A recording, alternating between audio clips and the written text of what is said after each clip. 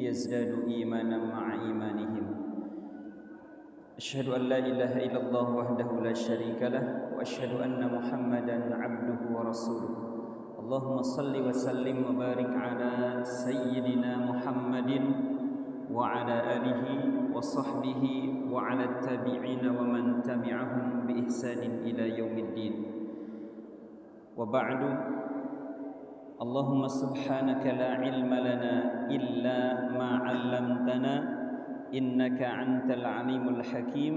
ربنا زدنا علما. اللهم لا سهل إلا ما جعلته سهلا وأنت تجعل الحزن إذا شئت سهلا برحمتك يا أرحم الراحمين. Amin amin ya Allah ya rabbal alamin. Hadirin wal hadirat rahimani rahimakumullah. Di kesempatan malam ini insyaallah kita akan melanjutkan pembahasan hadis yang pertama dari kitab hadis Al-Arba'in An-Nawawiyah. Kita baca kembali hadisnya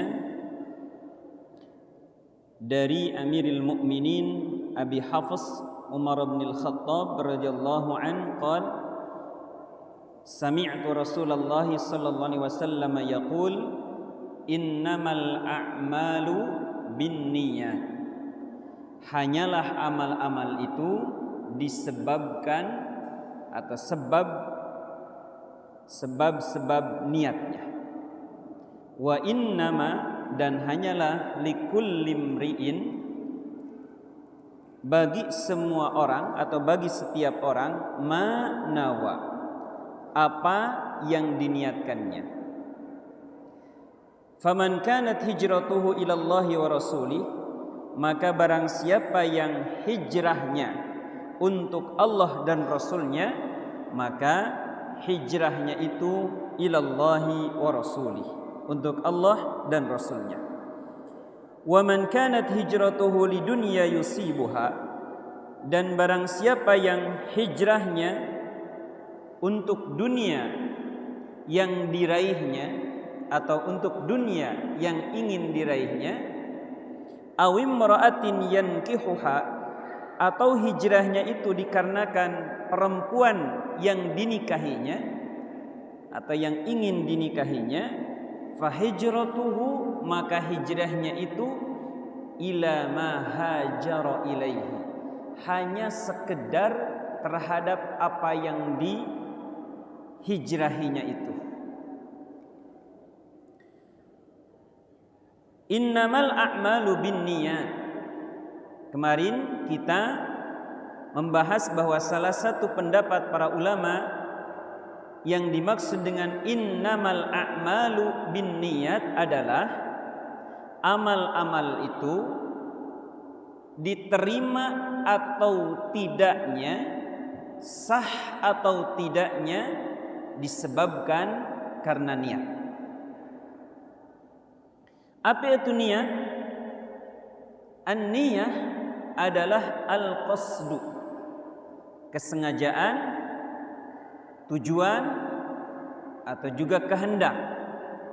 Dari sini kemarin di akhir pertemuan kita pahami, kalau niat itu adalah kehendak, tujuan, kesengajaan, maka niat itu berhubungan dengan hati. Ya, berhubungan dengan hati, bukan dengan lisan. Kalau melafazkan niat itu dengan lisan.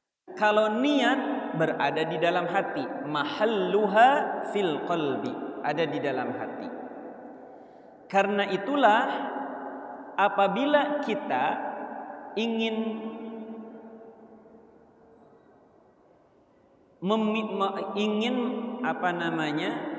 mencari dalil, mencari keterangan untuk sunnahnya melafazkan niat dalam amalan, maka dalil yang ini innamal a'malu itu belum tepat.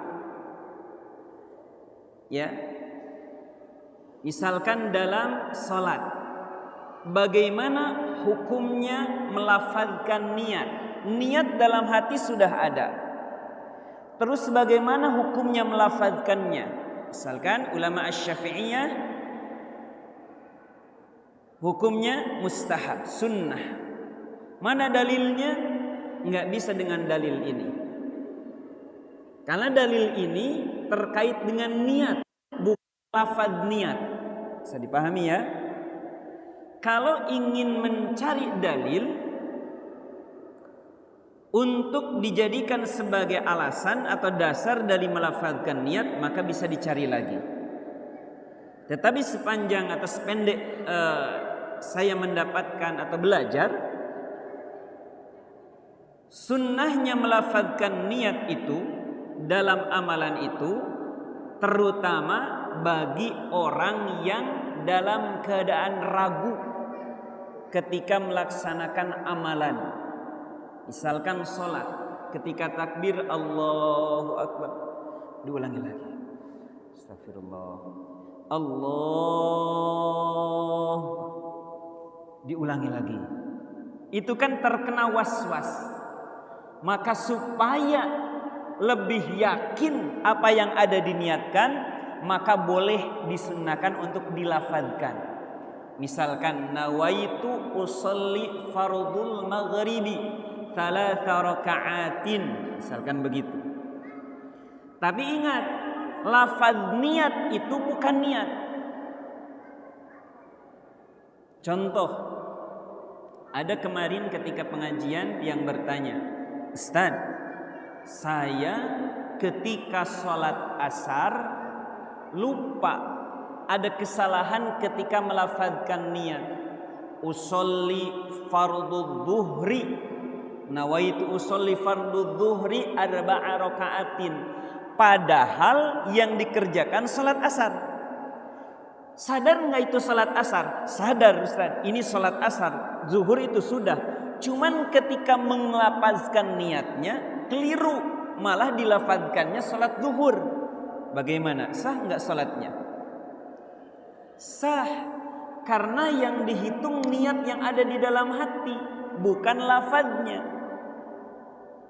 Kita balikan, misalkan seseorang sholat asar, lafadznya sholat asar, tetapi dia di dalam hatinya ini sholatnya sholat zuhur, padahal harusnya sholat asar. Lafadznya juga sholat asar, tetapi dalam hati sholat zuhur. Sah nggak sholatnya? Tidak sah, karena yang dihitung yang ada niat yang ada di dalam hatinya. Ada juga yang mensunnahkan itu walaupun tidak ragu untuk menguatkan. Tetapi kalau misalkan kita tidak hafal redaksi nawaitunya, kemudian malah kita bingung, ya tidak perlu diucapkan. Ya, karena begini, karena saking biasanya kadang yang ada yang sampai menganggap bahwa lafaz niat itu niat.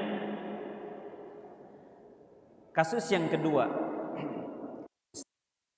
saya tadi dulu lah, waktu kapan ya, kemarin saya sholat, kemudian dalam melafadzkan niatnya itu lupa mengucapkan ma'muman. Nawaitu usolli fardhu dhuhri 4 raka'atin mustaqbilal qiblati lillahi ta'ala. Lupa mengucapkan makmumannya, padahal saya sebagai makmum. Itu bagaimana hukumnya Ustaz? Gitu. Ya saya sampaikan, ketika itu sadar sebagai makmum bukan sebagai imam, atau ketika itu sadar bukan sholat sendirian sebagai makmum dalam berjamaah, sadar Ustaz. Cuman tadi kelewat dalam melafadzkan niatnya, sebilang itu sah. Bahkan ketika tidak dilafadzkan pun tetap sah. Begitu ya. Baik.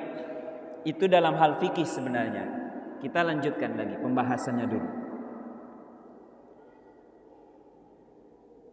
Niat dalam ibadah itu ada 2 macam.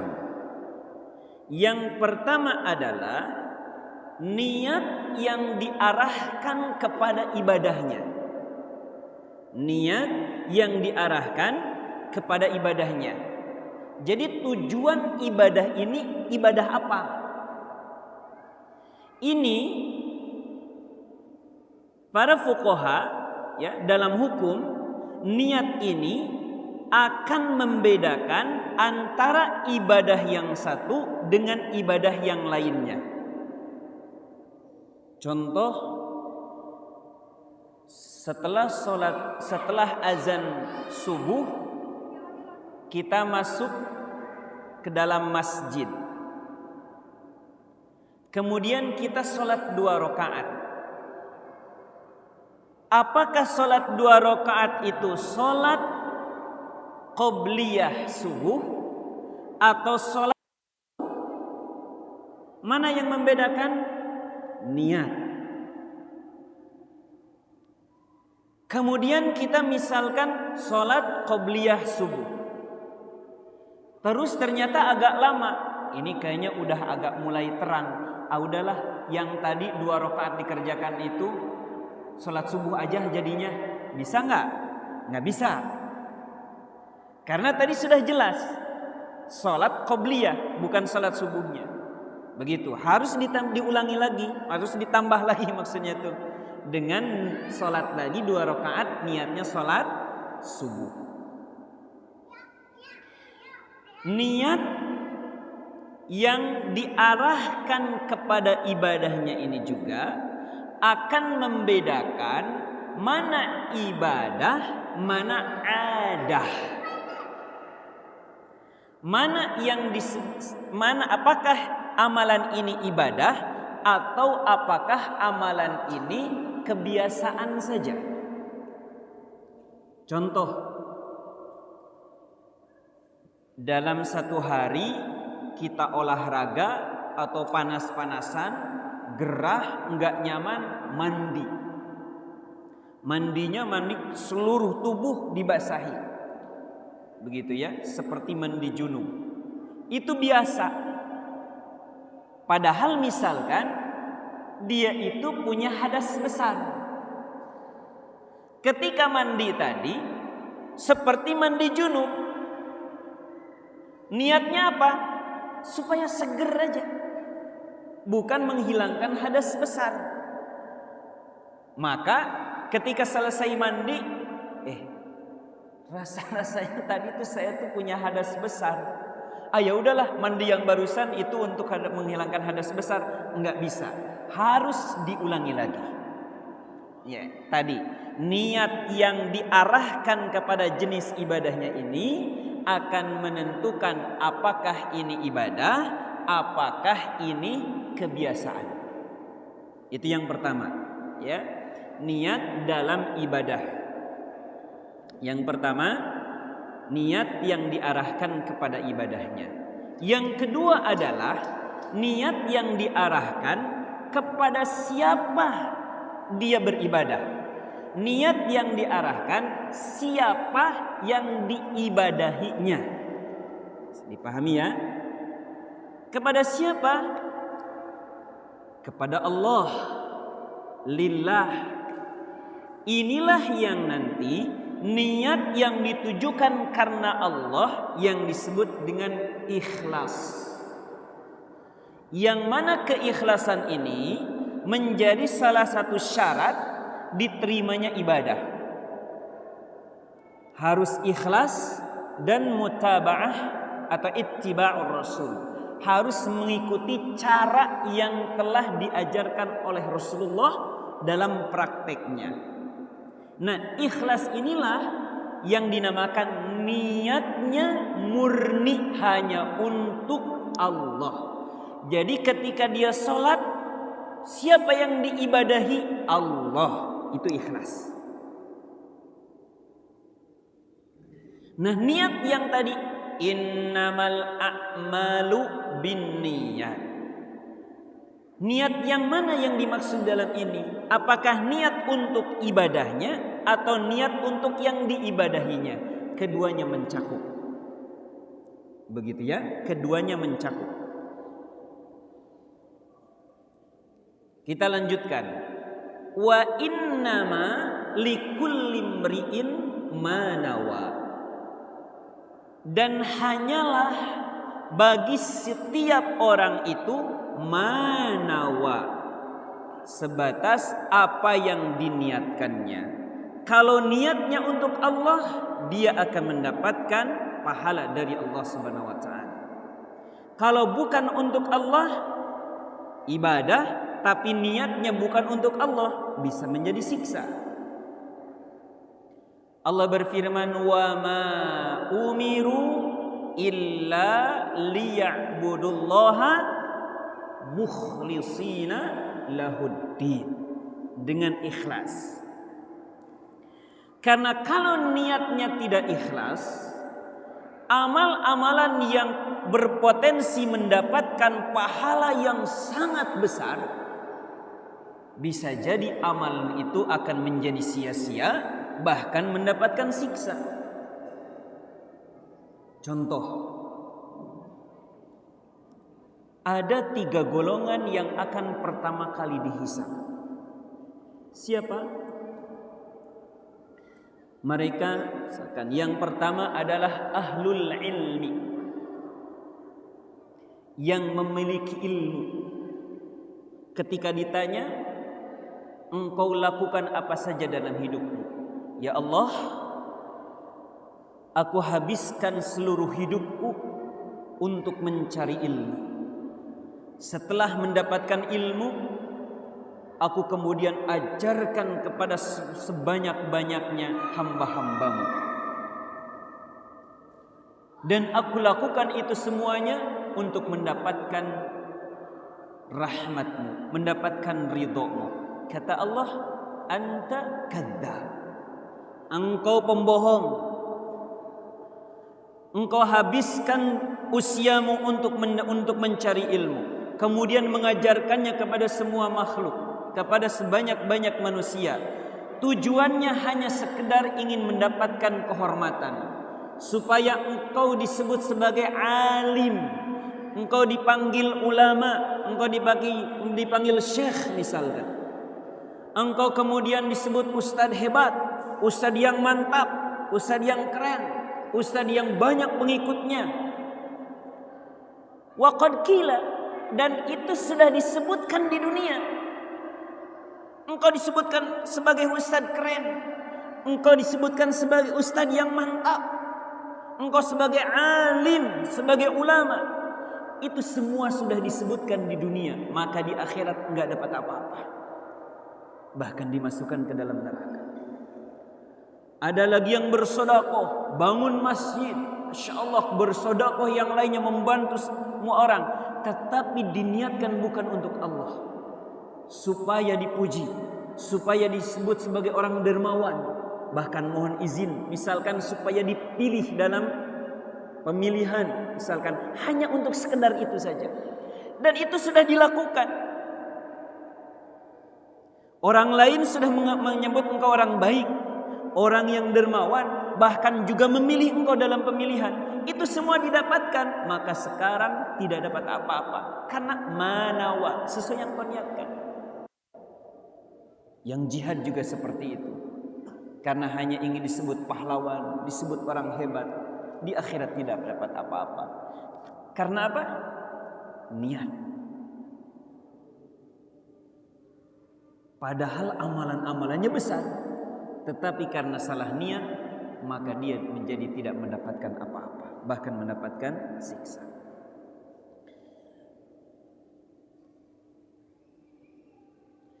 Maka niat ini menentukan apakah amalan yang kita kerjakan ini berpahala atau tidak. Bahkan niat ini juga sekaligus akan menentukan keberlangsungan, eksistensi atau keistiqomahan dari amalan itu. Contoh, seseorang menghafal Al-Quran, tujuannya supaya disebut hafiz, tujuannya supaya hanya sekedar dunia, kehormatan, gelar hafiz. Dia menemukan kemudahan dalam prosesnya, maka setelah hafal, setelah disebut al-hafidh fulan, selesai Qurannya. Tujuannya sudah tercapai. udah disebut hafiz. Kalau menemukan kesulitan, ternyata sulit menghafal Quran. Sulit begitu ya. Baru juga kemarin dihafal, ternyata setoran nggak lancar. Harus diulang lagi. Menemukan kesulitan. Kalau hanya sekedar al-hafidh tujuannya, ya udahlah, nggak usah jadi al-hafidh juga nggak apa-apa. Begitu, cepat turun tuh daunnya. Susah memang, udah tua. Susah. Udahlah nggak apa-apa, yang penting jadi baca aja lah, nggak apa-apa. Begitu. Tapi kalau tujuannya akhirat, wa ma indakum yanfadhu, apa yang ada di sisi kalian dunia itu akan ada habisnya. Wa ma indallahi baqin, dan apa yang ada di sisi Allah itu baqin, itu akan abadi terus ada. Maka kalau ingin menghafal Al-Quran, apa tujuannya? Surga. Tujuannya ridho Allah. Bahkan Allahu Akbar, jangankan para penghafalnya, orang tua penghafalnya diberikan mahkota kemuliaan, diberikan jubah kemuliaan, Masya Allah. Bahkan bisa menyelamatkan, memberikan syafaat kepada seluruh anggota keluarganya. Ada yang menyebutkan 10 anggota keluarganya, ada yang menyebutkan sampai 70 anggota keluarganya. Siapa yang dikenalnya, yang berjasa dalam dia menghafal Al-Quran. Masya Allah. Targetnya apa? Surga Allah. Maka ketika menemukan kemudahan, alhamdulillah. Dan dia akan terus bersama dengan Al-Quran sampai akhir hayatnya. Ketika menemukan kesulitan, misalkan dalam menghafal Al-Quran, enggak apa-apa. Ini hadiahnya bukan hanya sekedar sepeda aja. Ini bukan hanya sekedar sepeda motor misalkan. Atau ini hadiahnya bukan hanya sekedar 5 juta, 10 juta. Bukan, ini hadiahnya surga. Yang penting dapat surga. Sulit, enggak apa-apa. Yang penting dapat surga. Wa ma indallahi baqin. Maka kalau seseorang cepat lemahnya dalam beramal soleh, cepat malasnya dalam beramal soleh, itu harus dievaluasi lagi niatnya. Apakah sudah ikhlas atau belum?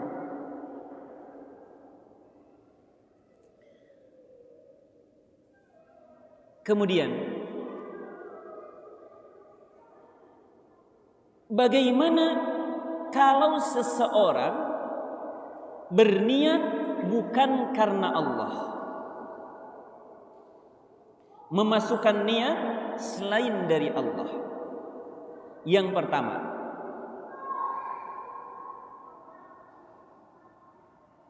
dia memasukkan niat untuk selain Allah itu sejak awal mau sholat, tetapi dia sudah niatkan sholatnya itu bukan untuk sholat, tetapi supaya dilihat oleh orang lain. Seperti orang-orang munafik. Bagi orang munafik, sholat yang paling berat adalah sholat isya dan sholat subuh. Kenapa? Karena kalau sudah masuk waktu isya dan masih subuh, kondisi masih gelap. Jadi kalaupun dia tidak datang ke masjid itu, nggak ada orang lain yang melihat. Karena tujuannya ingin dilihat oleh orang lain. Maka menjadi berat. Kalau siang, ada itu tuh, misalkan mohon izin, ada pejabat itu, udahlah datang. Niatnya untuk itu saja. Tapi kalau sudah malam, sudah gelap, karena kondisinya nggak seperti sekarang ketika itu, walaupun ada Rasulullah, walaupun kalau sekarang ada pejabat, datang pun nggak ngaruh, nggak kelihatan, maka menjadi berat.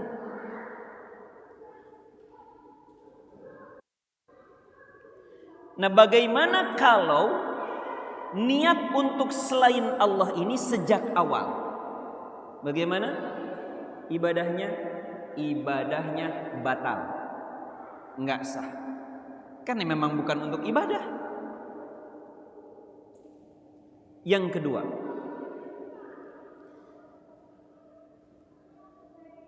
niat karena selain Allah itu,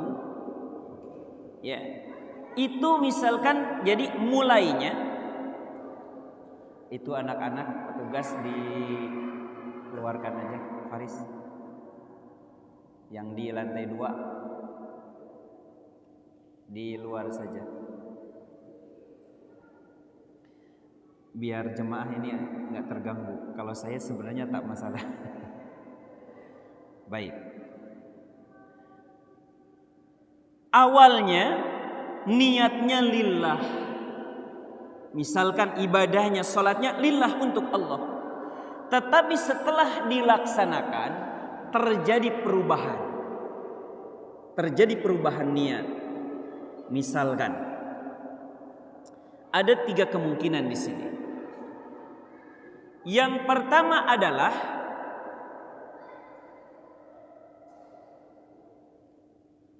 awalnya sholat, awalnya beribadah ikhlas karena Allah.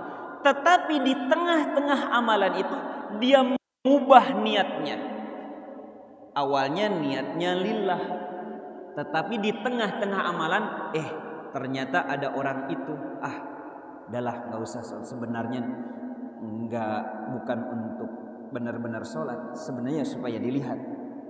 Jadi diubah itu. Bagaimana hukumnya? Batal.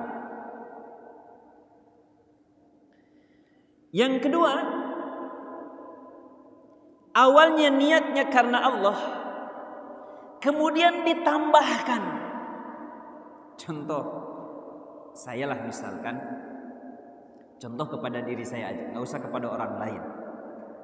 Misalkan saya menjadi imam, Allahu Akbar, niatnya mau baca surah yang pendek, tetapi misalkan ternyata ada yang batuk, ada yang berdaham pas masuk itu, setelah sholat itu, dan itu udah pasti misalkan dahamnya Pak Wali misalkan begitu ya.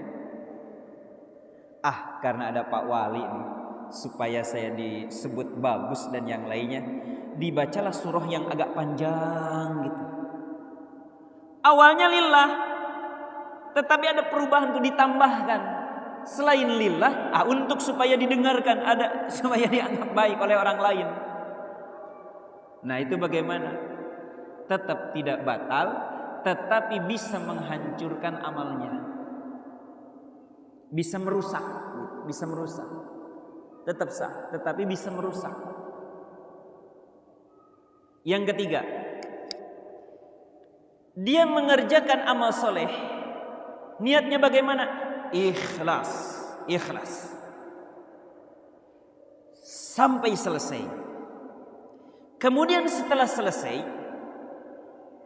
ya, dia kemudian dipuji. Misalkan yang biasa sholat malam, yang biasa melaksanakan puasa sunnah Senin Kamis, Masya Allah, Bapak hebat ya.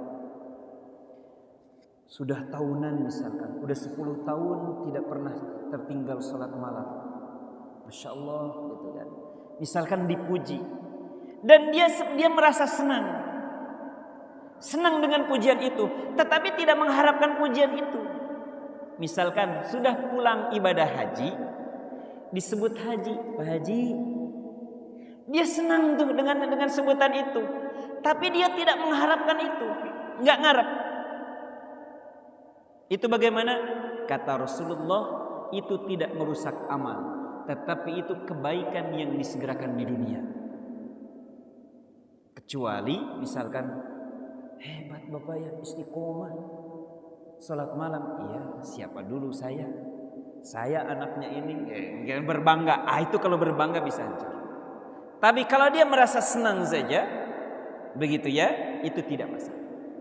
Itu kebaikan yang disegerakan di dunia. Baik, selesaikan dulu ya. Ini belum memungkinkan untuk dibuka tanya jawab. Sekarang kita renungkan, boleh tidaknya ada tujuan selain Allah dalam niat. Yang pertama, amalan yang tidak boleh dikerjakan kecuali hanya untuk Allah. Itu yang pertama. Amalan yang tidak boleh dikerjakan kecuali hanya untuk Allah, dan kebanyakannya seperti ini. Yang kedua, ada amalan dengan menyebutkan tujuan atau keinginan, dengan menyebutkan motivasi-motivasi dunia, tetapi ini disyariatkan dengan tidak lupa, dengan tidak melupakan tujuannya lillah. Bagaimana ini? Apakah merusak amal? Tidak. Contoh, Nabi bersabda, "Man ahabba an yubsata lahu fi rizqihi." Barang siapa yang dia ingin diluaskan rizkinya oleh Allah, wa an yunsa'alahu fi atharihi, sederhananya, dan dia ingin dipanjangkan usianya, kebaikan-kebaikan dari usianya, falyasil rahimah, maka sambunglah silaturahim, sering bersilaturahim. Ada seseorang mengerjakan silaturahim, silaturahim kesini. Tujuannya apa? Supaya murah rezeki. Begitu. Itu menjadikan motivasi itu. Alhamdulillah memang. Dia kebiasaan silaturahim ke sana kemari, begitu ya, menemui guru-guru, menemui keluarganya, dan alhamdulillah murah rezekinya tuh. Maka dia terus tuh bersilaturahim. Niatnya apa? Supaya murah rezeki sebagaimana yang disampaikan di sini, dan supaya banyak usia. Itu motivasi dunia, tetapi disyariatkan tanpa melupakan tujuan lillahnya, karena ini juga disebutkan oleh Allah dan Rasulnya. Nah, apakah itu merusak pahala? Tidak. Begitu juga ketika berjihad. Seseorang diperintahkan berjihad. Siapa saja di antara kalian yang membunuh musuh Allah itu, ada buktinya, misalkan seseorang membunuh Abu Jahal misalkan, maka yang dikenakan Abu Jahal, baju perangnya, baju besinya itu kan kalau dijual mahal, kemudian pedangnya, maka itu milik yang membunuhnya. Misalkan, saya berjihad gitu ya, dan jadi semangat untuk membunuh musuh karena ada peluang itu. Nah, jadi niatnya untuk itu. Bagaimana? Merusak amal? Tidak. Tanpa melupakan tujuan lillahnya. Karena ini juga disebutkan tadi sebagai motivasi. Hanya saja bisa jadi ada perbedaan antara orang yang motivasinya untuk itu saja, atau lillah disertai dengan motivasi keduniaan seperti tadi, dengan orang yang bersilaturahim itu niatnya lillah saja. Dia nggak terlalu memikir apakah akan dimurahkan rezekinya, apakah akan dipanjangkan umurnya. Yang jelas ini diperintahkan oleh Allah dan Rasulnya, lillah. Maka para ulama mengatakan yang membedakan nanti adalah pahalanya. Yang membedakan pahalanya.